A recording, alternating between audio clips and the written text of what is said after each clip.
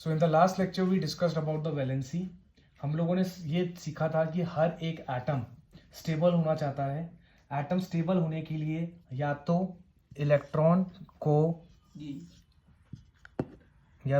को रिलीज करता है या फिर इलेक्ट्रॉन को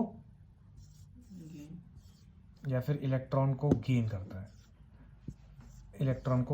है। ये हो गया लूज और ये हो गया गेन। ठीक है, दैट वी डिस्कस्ड कि कोई भी एटम है, everyone wants to be stable. जो एटम स्टेबल होते हैं उसको हम लोग बोलते हैं इनर्ट एटम्स। क्या बोलते हैं? Inert atoms, like helium, neon, argon, krypton. Okay, so these are the atoms which are stable. Stable means that, what do you mean by stable? Stable का मतलब ये होता है कि उनके आउटर मोस्ट शेल के अंदर जो इलेक्ट्रॉन्स हैं वो पूरे भरे हुए हैं। जिसके आउटर मोस्ट शेल में इलेक्ट्रॉन्स भरे हुए रहते हैं वो क्या है? स्टेबल। तो आउटर मोस्ट शेल में मुझे कितने इलेक्ट्रॉन्स चाहिए होते हैं? 8 इलेक्ट्रॉन्स चाहिए होते हैं। Except in the case of 8 electrons are required except hydrogen and helium, क्योंकि हाइड्रोजन के अंदर सिर्फ के शेल होता है और हीलियम में भी के शेल होता है, और के शेल की कैपेसिटी कितनी होती है? 2 इलेक्ट्रॉन्स की। तो इन दोनों केस के अंदर अगर इनको 2 इलेक्ट्रॉन्स हम लोग दे दें तो ये स्टेबल हो जाएंगे। ठीक है, अब हम लोग ये थोड़ा सा सीखते हैं किस तरीके से कंपाउंड फॉर्मेशन होता है। ठीक है, किस तरीके से कंपाउंड फॉर्मेशन होता है। सो 2 एग्जाम्पल्स आज हम डिस्कस करेंगे। हेडिंग डालो NaCl। NaCl, यहाँ पे मैं Na बना रहा हूँ और यहाँ पे मैं Cl बना रहा हूँ।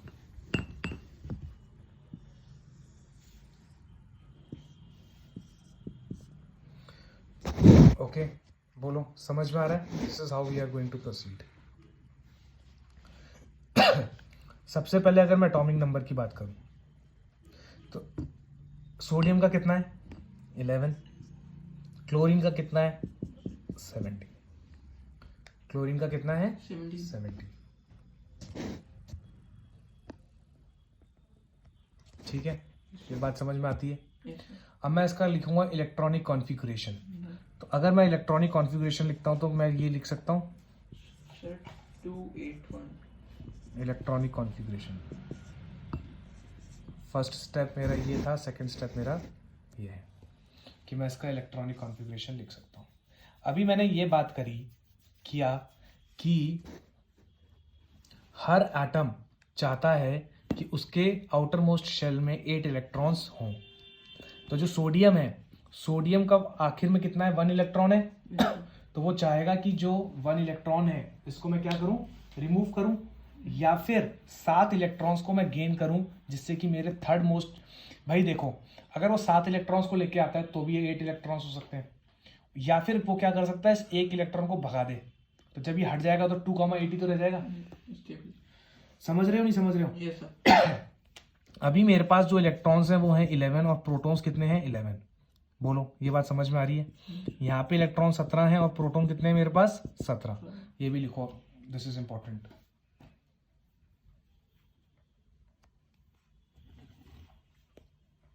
सर प्रोटॉन तो उसके ऊपर होगा ना, एटॉमिक नंबर के ऊपर डिपेंड। अब आगे देखो क्या करना है। It is favourable to remove 1 electron from air. एक इलेक्ट्रॉन को हटाना इजी है कंपैरेटिवली टू 7 इलेक्ट्रॉन्स को लाके उसका शेल को भरना। तो अगर मैं एक इलेक्ट्रॉन को रिमूव करता हूं तो Pujit, can you tell me how many electrons will be there in atom? 1 electron is removed. 1 electron is removed. तो 2,8। एक सेकेंड, मैं पूछ रहा हूँ इलेक्ट्रॉन्स के नंबर कितने बचेंगे?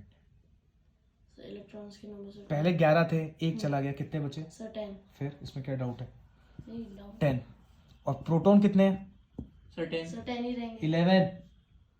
प्रोटॉन तो न्यूक्लियस के अंदर बंद है, प्रोटॉन थोड़ी ना छोड़ के गया एटम को। अच्छा सॉरी, यही तो समझाना है बात को। जा तो इलेक्ट्रॉन रहा है, इलेक्ट्रॉन जा रहा है, प्रोटॉन थोड़ा ना गया।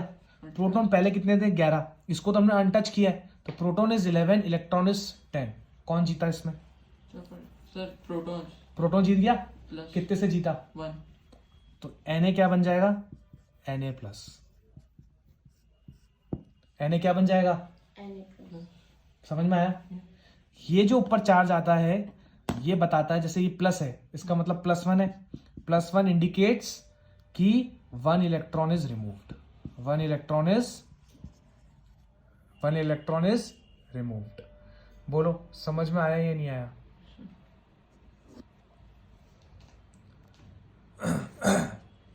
इतना समझ में आ गया? अब हम लोग क्लोरीन की बात करते हैं। Now we are going to talk about chlorine. See the formation of chlorine. 287, एक इलेक्ट्रॉन आना आसान है या 7 इलेक्ट्रॉन को भगाना? सर एक इलेक्ट्रॉन आना। एक इलेक्ट्रॉन आना, तो मैं क्या कहूंगा 1 electron is added, 1 electron is added. Yes sir. तो क्या होगा? सर पहले इलेक्ट्रॉन कितने थे पुजित? पहले इलेक्ट्रॉन से 17 हो जाएंगे। अब कितने हो जाएंगे? 18। और प्रोटॉन कितने हो जाएंगे? सर 17। 17। सर चार्ज भी माइनस। पंखा ले लो। 17, ठीक है। अब क्या होगा इसके बाद? कौन जीता इसके अंदर? Sir electrons.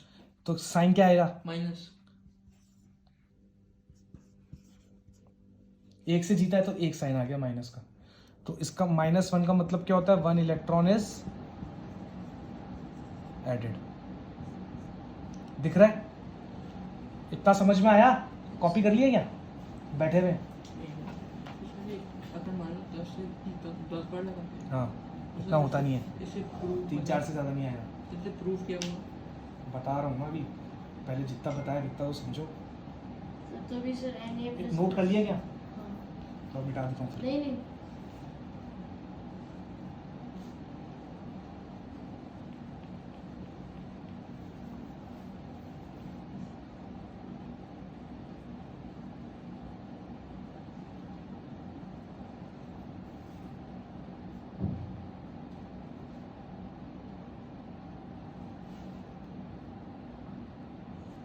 ठीक है। तो अब हमारे पास क्या हो गया है? क्योंकि सोडियम और क्लोरीन, ध्यान से सुनना, उनको स्टेबल होना था, इसलिए इसने एक इलेक्ट्रॉन छोड़ दिया और इसने एक इलेक्ट्रॉन गेन कर दिया। ठीक है। अब हम लोग कैसे मानेंगे इसको कि एटमॉस्फेयर के अंदर ये किस तरीके से है? एटमॉस्फेयर के अंदर क्या है? ये 2 फॉर्म में घूम रहा है। कैसे?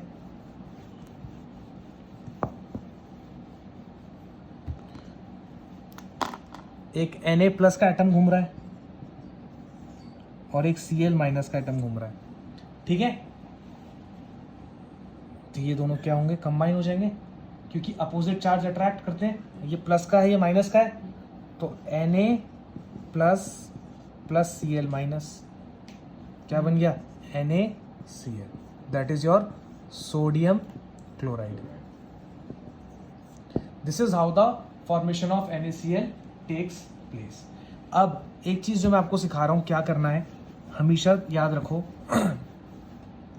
जो भी आपको मैं दे रहा हूं, जैसे Na है, इसकी वैलेंसी कितनी हुई? वैलेंसी मतलब क्या हुआ कि कितने नंबर ऑफ इलेक्ट्रॉन्स छोड़े हैं या फिर गेन किए हैं टू बिकम स्टेबल। सोडियम ने 1 इलेक्ट्रॉन छोड़ा था स्टेबल होने के लिए, तो इसकी वैलेंसी क्या होगी? 1। क्लोरीन ने 1 इलेक्ट्रॉन गेन किया था टू बिकम स्टेबल, तो इसकी भी वैलेंसी 1 हो गई। क्रॉस मल्टीप्लाई कर दो, दोनों NaCl हो गया। ऐसे बनता है 1-1 है ना, दोनों का सेम हो गया, तो हट जाओ, सेम चीज तो कॉमन हो गई ना, हट गई, तो NaCl हो गया ये। क्रॉस मल्टीप्लाई समझो। अभी समझाता हूँ और एग्जांपल्स से बताता हूँ। ठीक है। अब हम लोग एक और बात करते हैं। मान लो सोडियम के जगह मैग्नीशियम घूम रहा होता और एक क्लोरीन घूम रहा होता। ठीक है। मैग्नीशियम का एटॉमिक नंबर होता है 12, फटाफट देख लो। और इसकी इलेक्ट्रॉनिक कॉन्फ़िगरेशन अगर हम बात करें तो 2,8,2, यहाँ पे वही 17, 2,8,7। ये 2 इलेक्ट्रॉन्स को रिमूव करेगा तो Mg2+ बन जाएगा ये, और ये तो 1 इलेक्ट्रॉन को गेन करता है, तो ये Cl-1 हो जाएगा।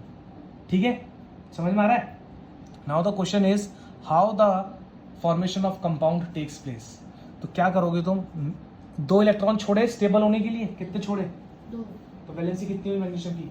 मैग्नीशियम सर हो जाएगी सर उसकी सर स्टेबल नहीं रहेगी। मैंने क्या पूछा? मैग्नीशियम की वैलेंसी कितनी हुई? बैलेंस सर 1 हो जाएगी। 2 इलेक्ट्रॉन छोड़े और होगी 1। 8। जितने इलेक्ट्रॉन्स छोड़ते हैं उतने इलेक्ट्रॉन्स की वही वैलेंसी होती है ना। समझाया था, नहीं समझाया इतनी देर से वैलेंसी क्या होती है?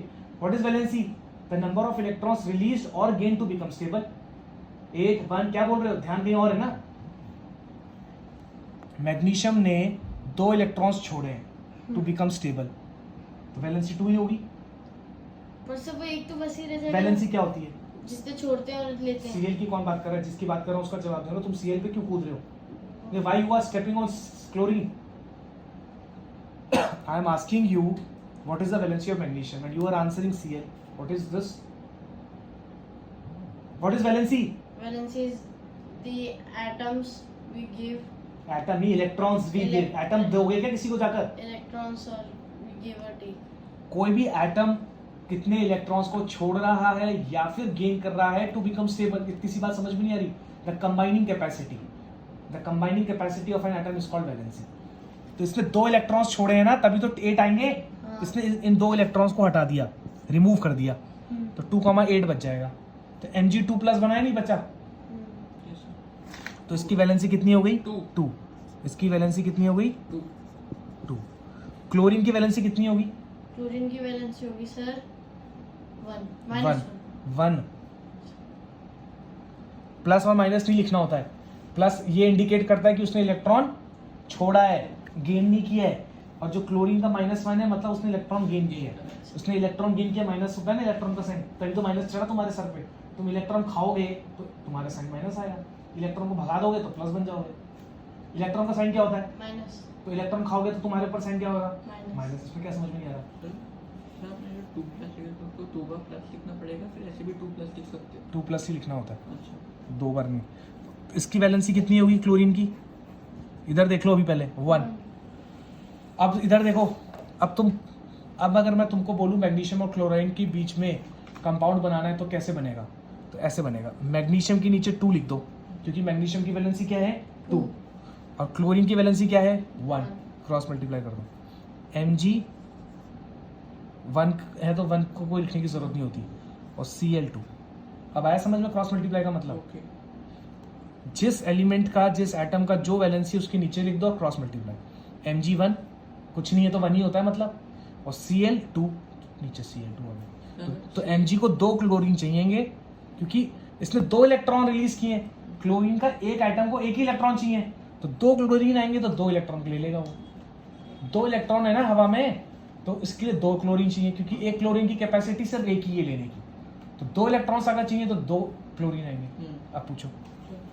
सर कि सर MgCl2 है तो सर Cl2 Mg भी तो मतलब नहीं, ऐसा नहीं होता, तो सर पहले पॉजिटिव चीज आती है। अच्छा ठीक।